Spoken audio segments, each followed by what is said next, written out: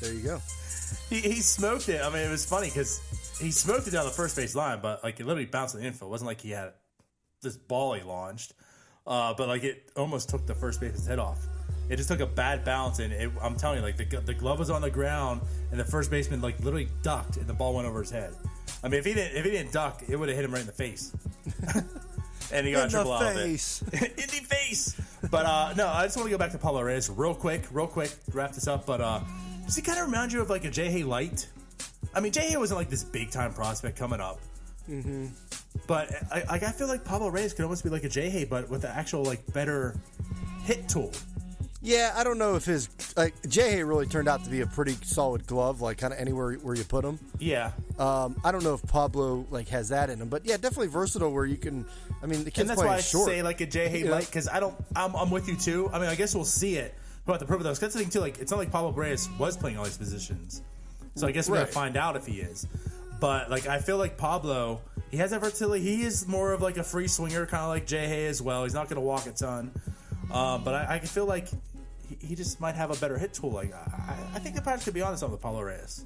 Yeah, and it's funny because it's like we kind of laughed at it last year. You know, like, hey, look at what Pablo Reyes is doing, and you know, like, is he going to make the team? But I mean, we've seen this show before. That's why it's so hard to like jump on, because we've seen guys come up, have a hell of a September, and you're like, oh, this guy's a shoo-in next year to like make the lineup, make the roster, and then they, you know, Chad Hermanson out there, or you know, Tyke Redmond it, and Tyke. It's like.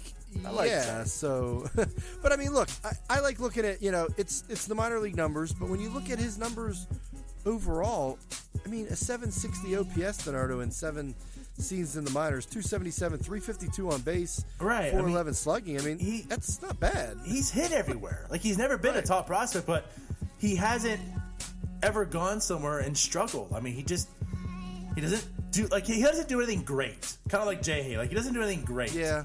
But, you know, Pablo just kind of like does everything just well enough. Good.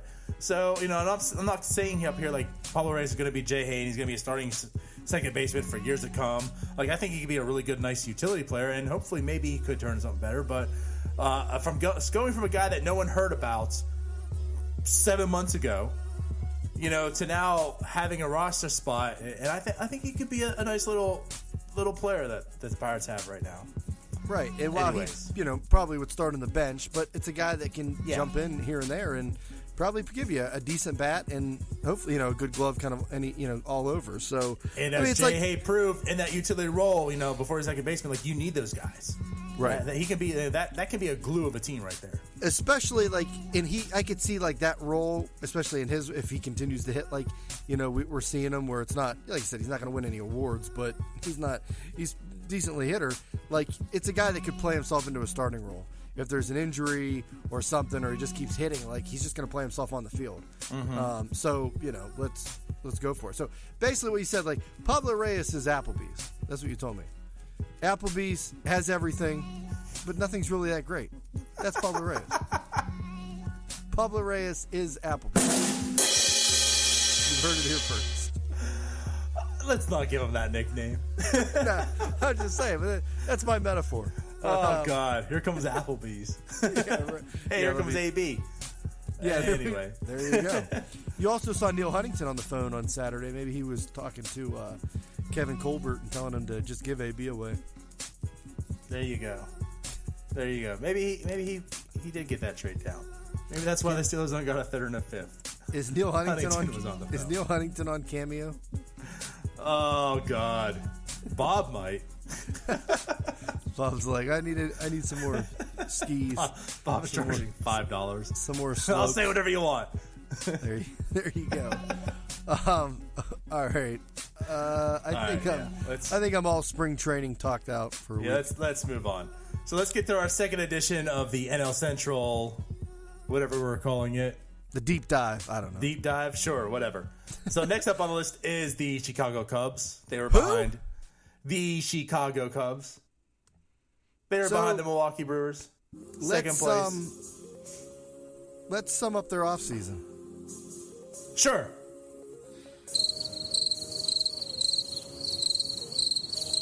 Nope, there and it was. That's that. So the Cubs didn't do anything this spring.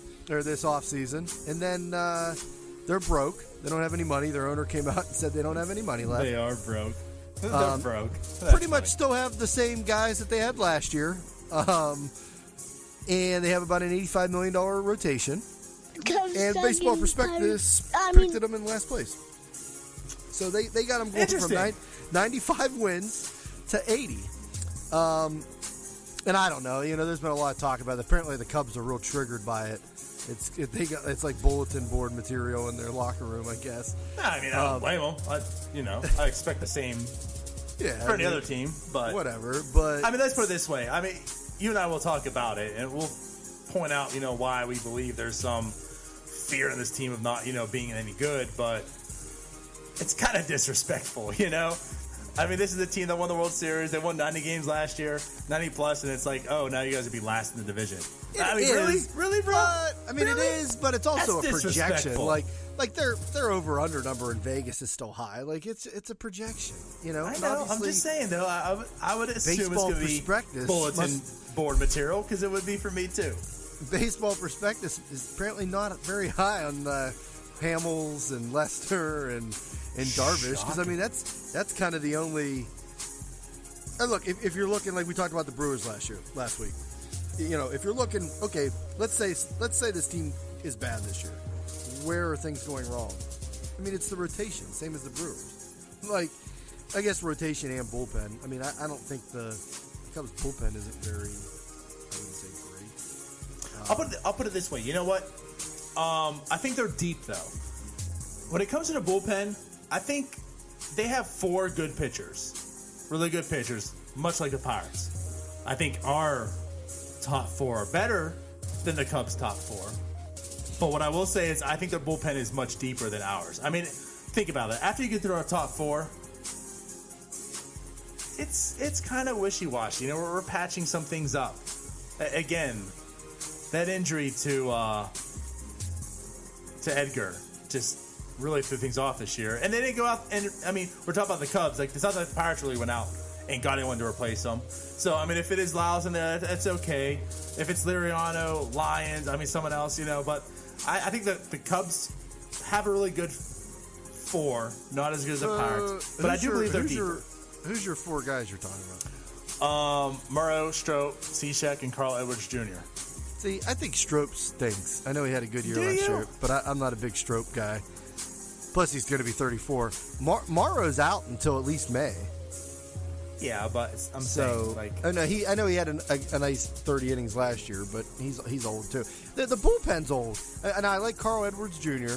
Mm-hmm. He had a nice season again. He's younger.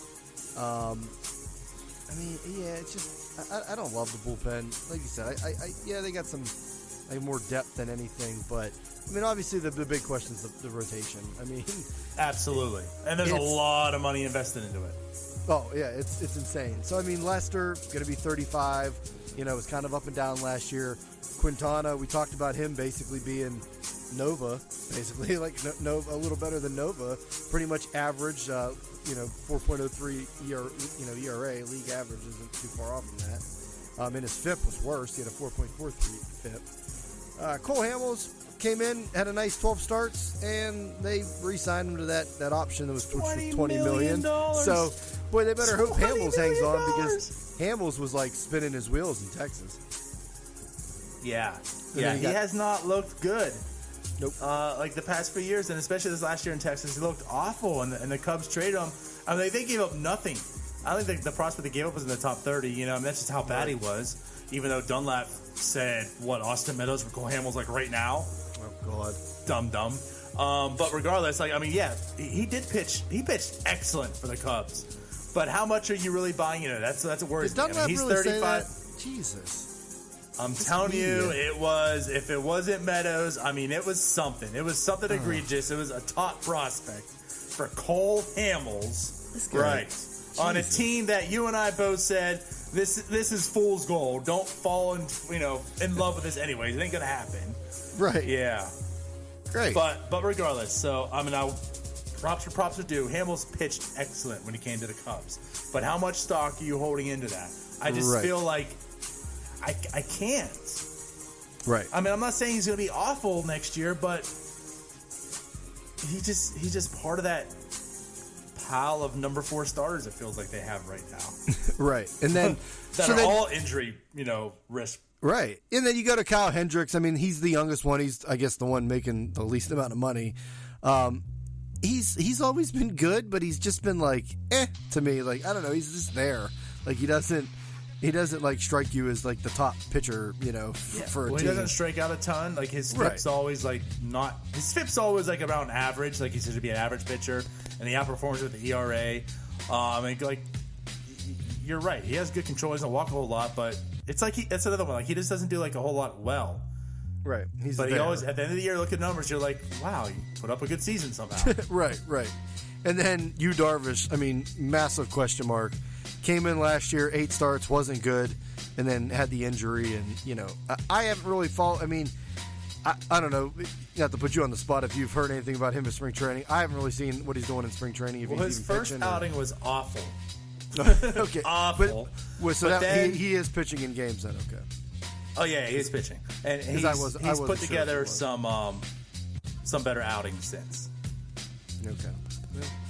Actually, as a matter of fact, let me just pull up real quick for you. Because I think, remember the first outing, he walked like 4 guys? Oh, yeah, I think I do remember that. Yeah, so 3.1 innings, 3 strikeouts, 5 walks. So, yeah, 2.7 ERA. By the way, and this includes 3 of their hitters that pitched last year. Ian Happ, LaStella, and Rizzo all pitched an inning. Oh, and Chris Jimenez. They had 35 guys throw innings for them last year. 35 pitchers. Not shocking. Not shocking. Like they had. I mean, and now they were like, because Joe Madden's so smart. He was throwing all the hitters to pitch out there when they were like getting smoked or ahead in the game. So and then putting the pitchers in the outfield. yeah, right, and switching guys and so you can put them back in every other at bat. But yeah, it was like they threw a ton of pitchers. It's crazy. So anyway, but yeah, I mean that's a question mark. Look, they're paying a ton for that rotation, $85 million or whatnot, basically about $85 million, and I don't know. It looks a lot better on paper than I think it will when it's all said and done on the field. But obviously Darvish is the big question mark. Quintana, I mean, I don't think you're just all of a sudden going to expect like an ace year out of him. Hamels is a question mark, and then Lester, he's 35. So yeah, and he's just not looking the same as he used to be. And I know last year, like, the numbers looked good too, but he had a really awful stretch run. And I don't know, man. Like, there's just part of me just does not really believe in John Lester anymore. Nope. Just watching him pitch, Anyways, the thing I'll say about this is this rotation is probably the highest risk, highest reward rotation in. You could probably even say all of baseball.